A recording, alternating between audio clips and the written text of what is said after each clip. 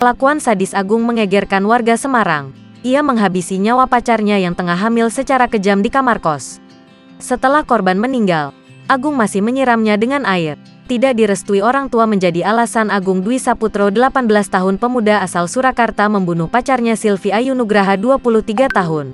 Warga Randu Blatung Blora di Dekos Eksekutif. Jalan WR Supratman Kelurahan Simongan Kecamatan Semarang Barat. Jumat, 20/8. Selain itu, tersangka membunuh Silvi dan jabang bayi yang dikandungnya tersebut dengan alasan sepele. Ternyata Agung kesal karena sering disuruh-suruh pacarnya. Saya sering disuruh-suruh mengambilkan barang yang membuat emosi.